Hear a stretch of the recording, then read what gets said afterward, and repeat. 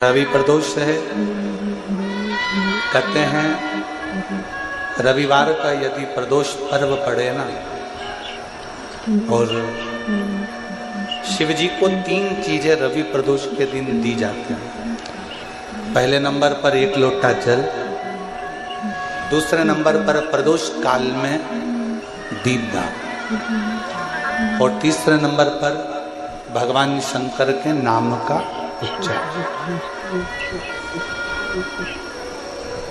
पंचाक्षर मंत्र या षडाक्षर मंत्र या श्री शिवाय नमस्ते। दोष के समय पर अगर मान लो कोई भिखारी से भिखारी व्यक्ति भी है जो ठेला चला रहा है, उसके पास में खाने के लिए कुछ नहीं है, फटे कपड़े पहन रहा है, उसकी जिंदगी में कुछ भी नहीं बचा और कर्जे में लदालूम हो गया, एक चावल का दाना अगर वो प्रदोष के दिन प्रदोष काल में शाम के समय पर शंकर के शिवलिंग पर चढ़ा देता है तो 3 या 4 प्रदोष में उसका कर्जा चूकना प्रारंभ हो जाता है। प्रदोष का विधान। निवेदन करूंगा, अगर जिंदगी में थोड़ी सी तकलीफ है, दुख है, कष्ट है, परेशानी है, 5 कमलगट्टे, 5 बेलपत्र तांबे के लोटे में जल भरकर रख लीजिए।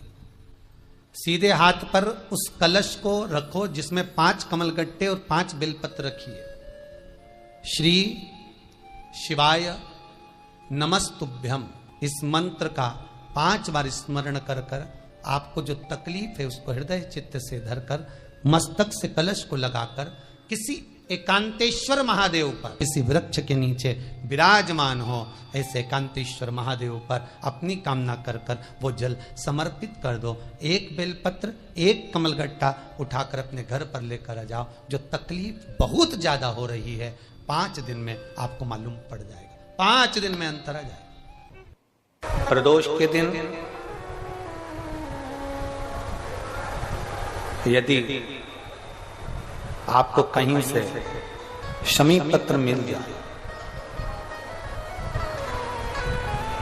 प्रदोष के दिन यदि कहीं से आपको शमी पत्र मिल जाए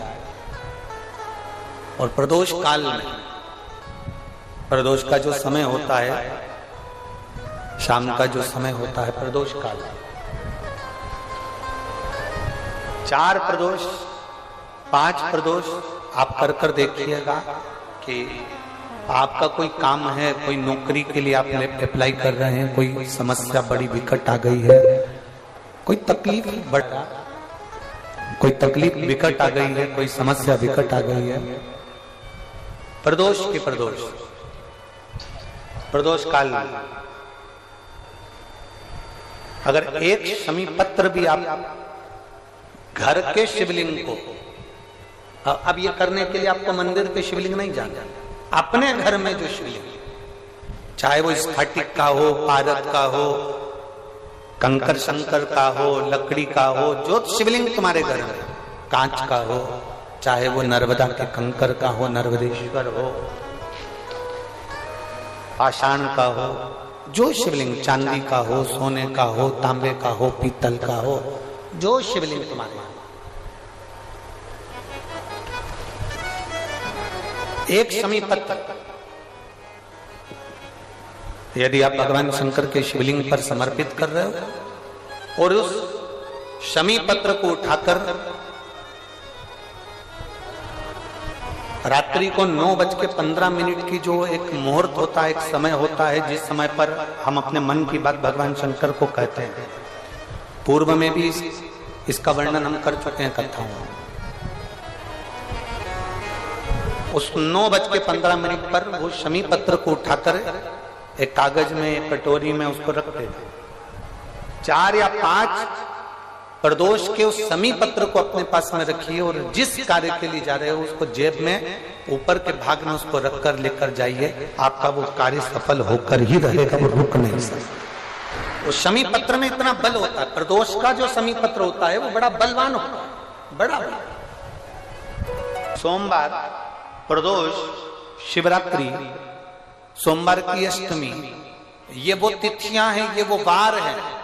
अगर कोई भूल से भी शंकर भगवान के शिवलिंग का निर्माण करता है या अपने घर में रखे हुए शिवलिंग पर शमी पत्र को समर्पित कर देता है तो जिंदगी में उसका बाल बांका हो ही नहीं सकता है। प्रदोष के शमी पत्र में बल होता है, प्रदोष के शमी पत्र में। अगर किसी व्यक्ति के जीवन में खो गया, कर्जे में डूब गया, कर्जा बहुत हो गया, पैसा चले गया, गाड़ी चली गई, मकान चले गया, सब गिरवे रखा गया, सब कुछ समाप्त हो गया, उसको प्रत्येक प्रदोष को, प्रत्येक अमावस्या को घी का दीप किसी भी पेड़ के नीचे, ये 5 वृक्ष बताए हैं पितृभाव के, उन 5 वृक्ष में से कहीं पर भी बड़, पीपल, आंवला, शमी, बेलपत्र आदि 5 वृक्ष में से किसी भी वृक्ष के नीचे प्रज्वलित करे और काम ना करे, उसका कर्जा चूकता ही है, चूकता। बेटा बेटी कहीं अप्लाई कर रहे हैं नौकरी के लिए या अन्य चीज के लिए, तो वो अगर बेलपत्री के मध्य पत्ती और ये 2 पत्ती है, इस पत्ती के बीच की जो जगह होती है वहां यदि पीला चंदन और 1 चावल का दाना लेकर हरीश्वर महादेव का नाम लेकर शंकर के शिवलिंग पर प्रदोष के दिन अगर चढ़ा देते हैं, तो वो बेटा बेटी जिस एग्जाम को दे रहा होता है अच्छी मेहनत के साथ, लगन के साथ, तो निश्चित है वो उसमें सफलता पाता जरूर है। हरीश्वर महादेव। प्रदोष काल के समय पर बट वृक्ष के नीचे दिया लगाया जाता है, बट वृक्ष के नीचे लौंग का मात्र भोग रख दिया जाता है। लौंग मात्र, अगर बट वृक्ष के नीचे दिया लगाकर 1 लौंग का जल या लौंग भगवान बटकेश्वर महादेव के नाम से भी अगर शिव को समर्पित करी है, तो ये निश्चित है कि कर्जा कितना भी भारी होगा वो कर्जा चूकेगा जरूर, और कहीं ना कहीं से लक्ष्मी की व्यवस्था देवाधिदेव महादेव करेंगे। 2 बातें हैं, एक मंदिर से चलो, घर से चलो, तब एक बात कहना है, और मंदिर में, मंदिर की दहली पर, मंदिर की सीढ़ी पर, मंदिर की चौखट पर, मंदिर के अंदर प्रवेश करो, तब एक बात कहना। 2 बातें।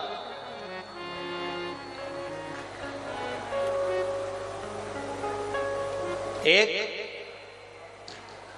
घर से चलते समय, लोटा पानी का भरते समय बाबा से कहना है, ये पूरा मेरा घर नहीं, आपका घर है, और ये घर का जल मैं आपको देने के लिए इसलिए आ रही हूं क्योंकि ये जल नहीं है, मेरी दशा आपको ये जल बताएगा, तो ये जल मेरा एड्रेस है। जब आप शाम को घूमने निकलो तो मेरे दरवाजे पर 2 मिनट जरूर रुको। ये एड्रेस है। एक घर से निकलते समय कहो कि ये मेरा घर नहीं, या आपका। और दूसरा, मंदिर के अंदर जब प्रवेश करो, मंदिर की चौखट पर जब पांव रखो, मंदिर के अंदर, मंदिर की दहली पर, मंदिर के दरवाजे में जब प्रवेश करो, तब भगवान भोलेनाथ जी से कहना, मैं जैसा भी हूं और मेरे घर के लोग जैसे भी हैं, सब आपके हैं और आप हमारे हैं, बस इतना याद रखना और कुछ नहीं। विश्वनाथ को कुछ नहीं चाहिए, मेरे शंकर को चाहिए क्या?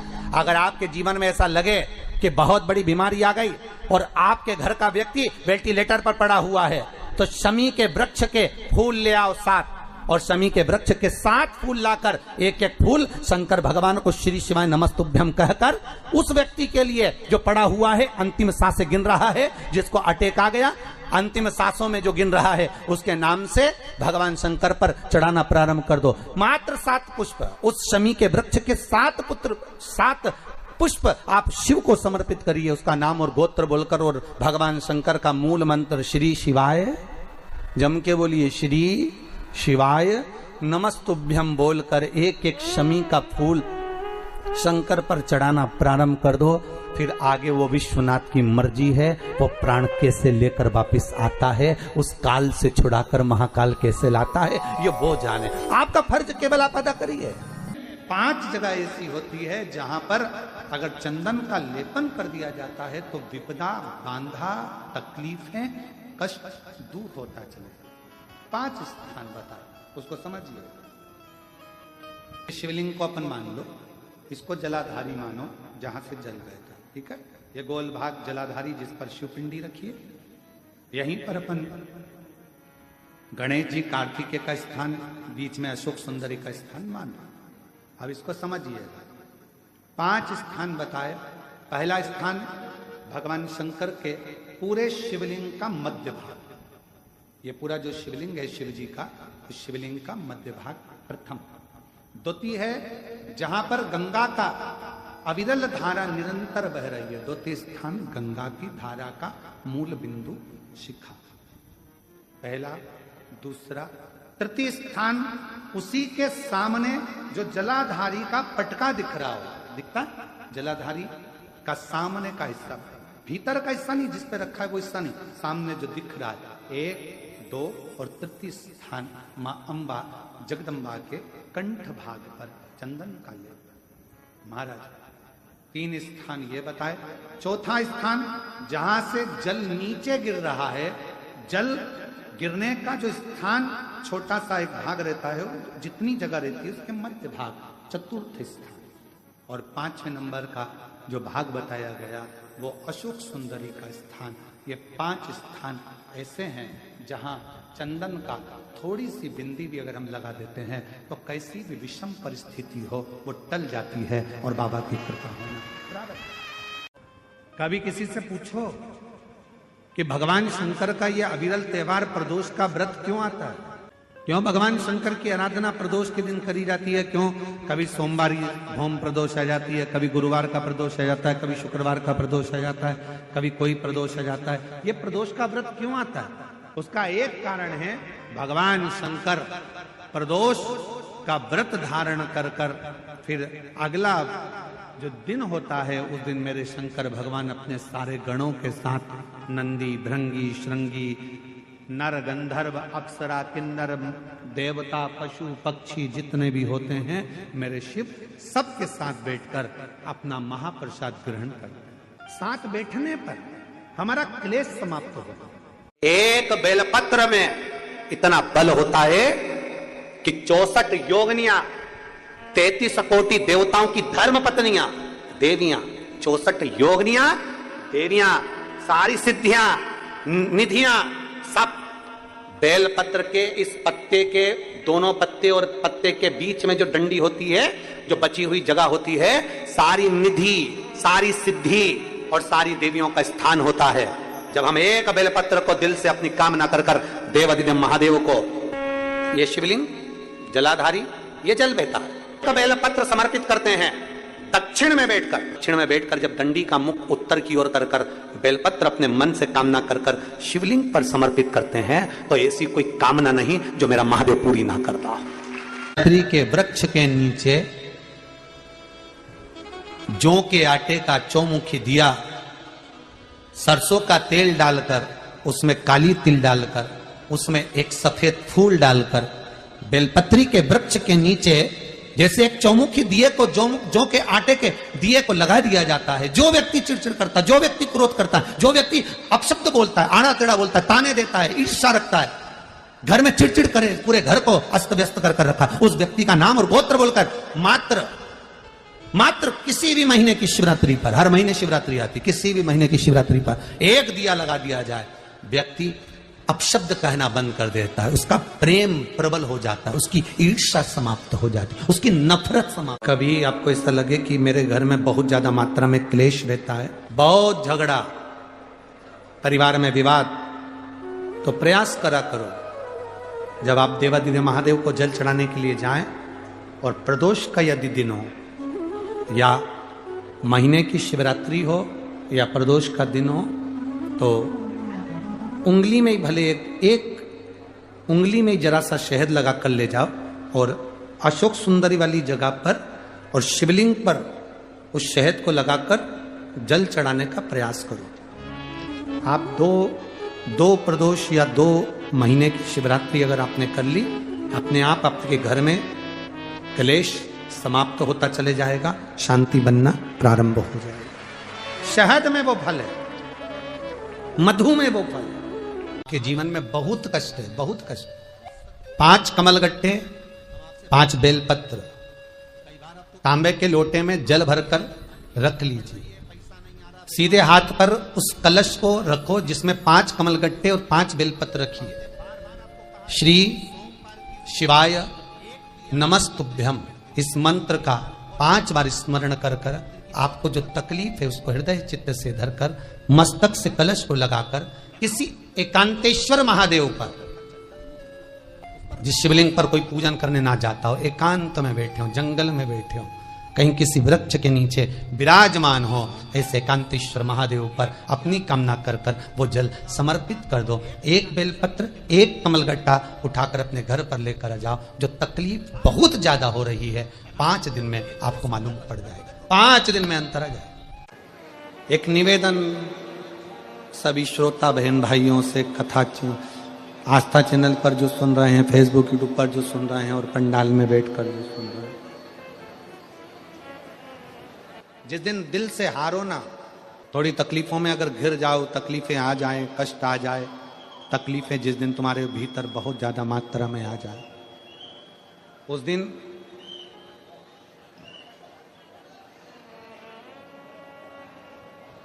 तीन बेलपत्र, एक बेलपत्र में पीला चंदन, बीच वाली पत्ती। जिस दिन तुम्हें लगे कि मैं बहुत दुखी चल रही हूं और मेरा काम हो ही नहीं रहा, बहुत तकलीफ की जिंदगी चल रही है, कोई हाथ पकड़ने वाला नहीं है, कोई संभालने वाला नहीं है और बहुत तकलीफ हो रही, बहुत तकलीफ। उस समय पर एक बेलपत्री के बीच वाली पत्ती पर पीला चंदन, दूसरी पत्ती पर लाल चंदन और तीसरी पत्ती पर 11 चावल गीले, पानी में उसको थोड़ा सा भिगो लें या धो लें, 11 चावल गीले शिव जी की उस पत्ती पर रखें।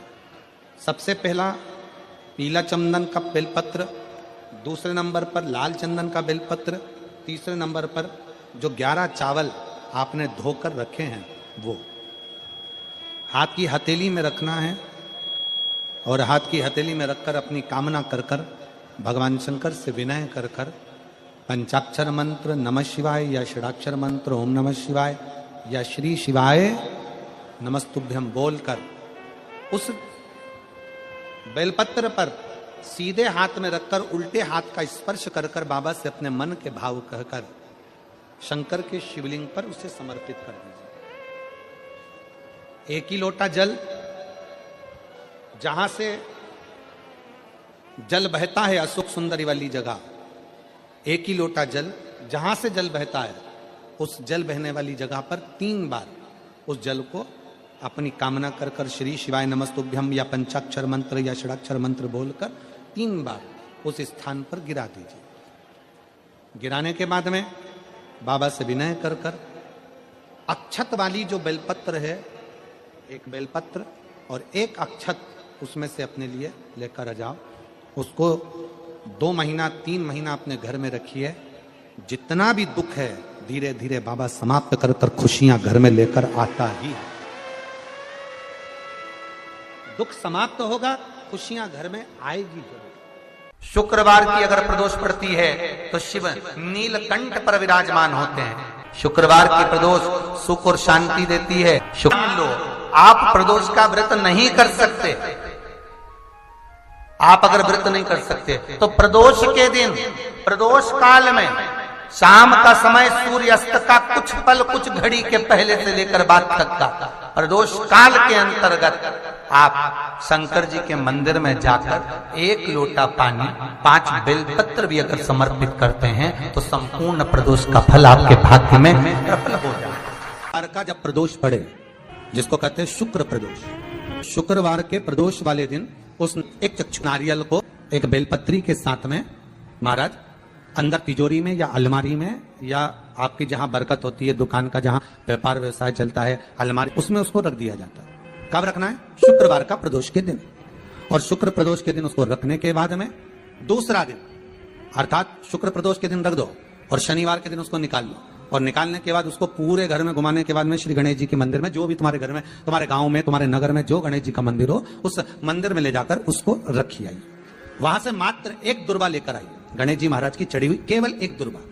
और उस दुर्वा को दरवाजे की देहली पर छुलाकर उस दुर्वा को अपनी अलमारी में, अपनी तिजोरी में उसी दिन रख दो जिस दिन लेकर आयो महाराज। कभी जिंदगी में लक्ष्मी की कमी नहीं आ सकती, पर होना चाहिए एक चक्षु नारियल।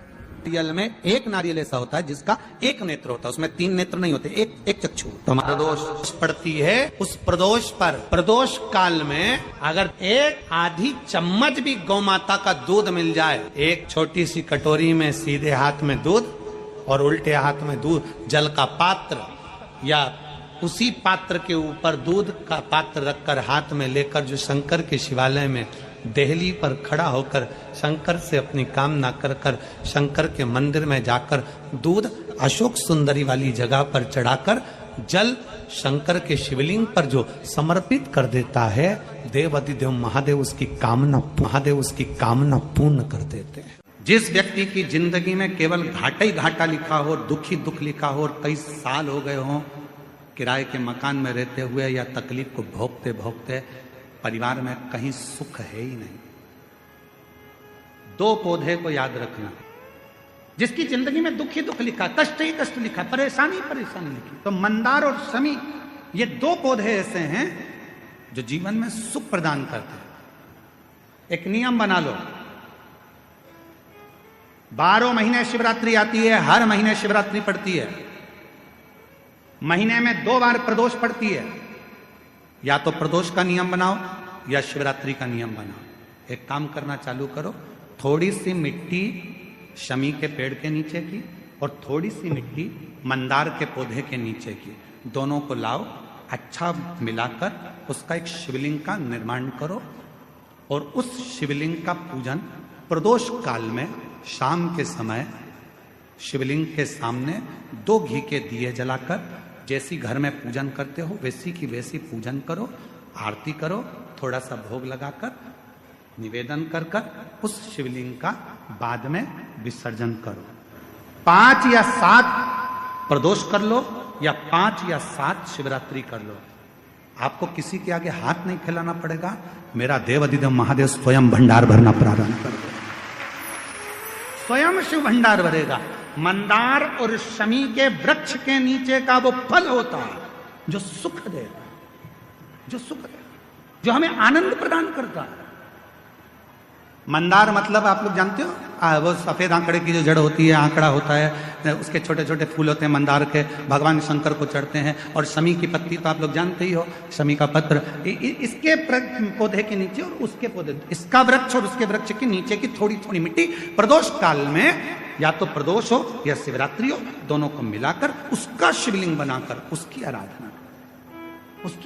बेटा बेटी कहीं अप्लाई कर रहे हैं नौकरी के लिए या अन्य चीज के लिए, तो वो अगर बेलपत्री के मध्य पत्ती और ये 2 पत्ती है, इस पत्ती के बीच की जो जगह होती है वहां यदि पीला चंदन और 1 चावल का दाना लेकर हरीश्वर महादेव का नाम लेकर शंकर के शिवलिंग पर प्रदोष के दिन अगर चढ़ा देते हैं, तो वो बेटा बेटी जिस एग्जाम को दे रहा होता है अच्छी मेहनत के साथ, लगन के साथ, तो निश्चित है वो उसमें सफलता पाता जरूर। हरीश्वर महादेव। पंच पुष्प शिव महापुराण की कथा है। फूल चढ़ाने से पहले फूल चढ़ाने का तरीका आना चाहिए। फूल चढ़ाने से पहले कौन से पुष्प आप देने जा रहे हो, वो फूल कहां से लेकर आए हो, उसका तरीका आना चाहिए। भले आपके पास में पुष्प नहीं है, आपने मंदिर कई पुष्प चढ़ाया, तो उसका भी तरीका आना चाहिए। लोगों के तो स्मरण में होगा कि शंकर भगवान को या देवताओं को जो पुष्प चढ़ता है, उस फूल को अगर कोई पेड़ पे से, डाली पे से तोड़ा जाता है तो नहाकर नहीं तोड़ते। भगवान को चढ़ने वाले पुष्प को बिना नहाए तोड़ा जाता है, नहाकर पुष्प नहीं तोड़ा जाता।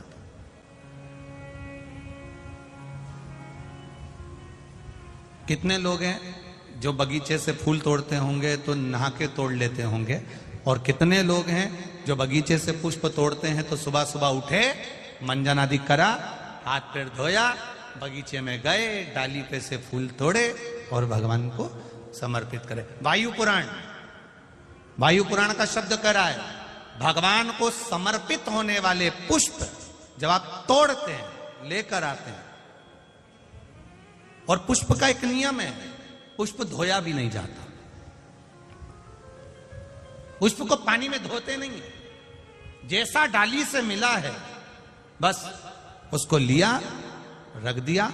जब आप पूजन करने के लिए बैठे और पूजन के समय पर उस पुष्प को तुमने उठाकर भगवान को समर्पित किया, भगवान को चढ़ाया, भगवान को समर्पित करना प्रारंभ करा। अब आप लोग कहेंगे गुरुजी शरीर बासी है, शरीर हमारा बताओ, हम स्नान करे नहीं है और स्नान नहीं करे और फूल तोड़ लिया तो वो फूल अशुद्ध नहीं हो गया? वो फूल शुद्ध ही नहीं हुआ। वायु पुराण कर रही है, वायु पुराण वर्णन कर रही है, भगवान को चढ़ने वाला पुष्प जब हम डाली पे से उतार कर लेकर आते हैं और लाकर हम भगवान के पास में कहीं स्थान पर रख देते हैं, और स्नान करने के बाद जब हम शंकर भगवान को याद, कोई भी राम जी को, कृष्ण जी को, ठाकुर जी को, देवी जी को वो पुष्प जब समर्पित करते हैं तो उससे ना जाने कितने कितने दोष हमारे जीवन के समाप्त हो जाते हैं। ये वायु पुराण वर्णन कर रहे हैं। ना जाने कितने कितने दोष हमारे समाप्त हो जाते हैं। ये वायु पुराण कर रहे हैं, ये वायु पुराण कर। रविवार की अगर प्रदोष पड़ जाए, कौन से दिन?